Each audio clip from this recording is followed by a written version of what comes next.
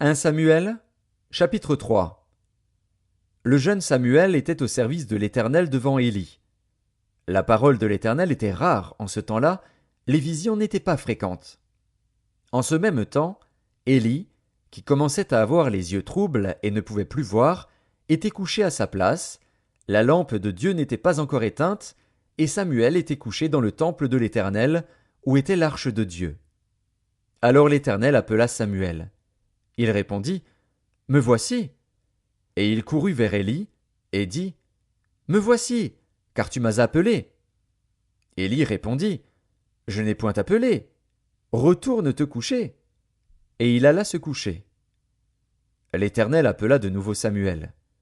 Et Samuel se leva, alla vers Élie, et dit, « Me voici, car tu m'as appelé. » Élie répondit, « Je n'ai point appelé, mon fils.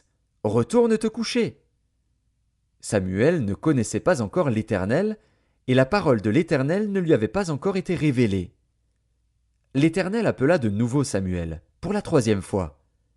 Et Samuel se leva, alla vers Élie, et dit, « Me voici, car tu m'as appelé. » Élie comprit que c'était l'Éternel qui appelait l'enfant, et il dit à Samuel, « Va, couche-toi.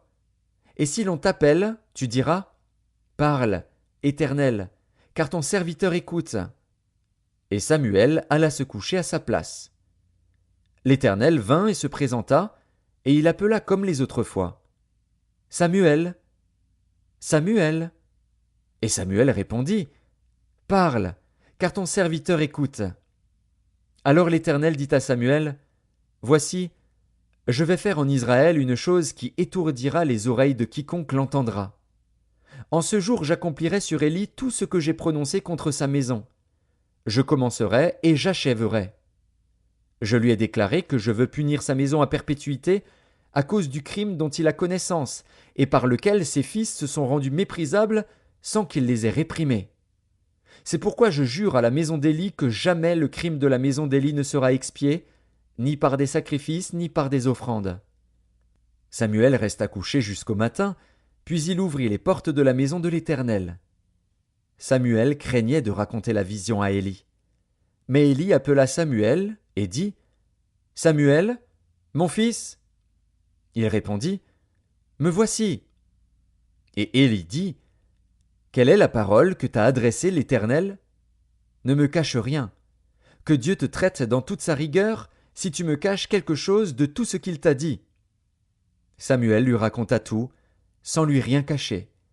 Et Élie dit, « C'est l'Éternel, qu'il fasse ce qui lui semblera bon. » Samuel grandissait, l'Éternel était avec lui, et il ne laissait tomber à terre aucune de ses paroles.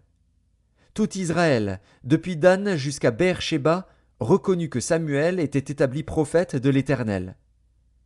L'Éternel continuait à apparaître dans Silo, car l'Éternel se révélait à Samuel, dans Silo, par la parole de l'Éternel.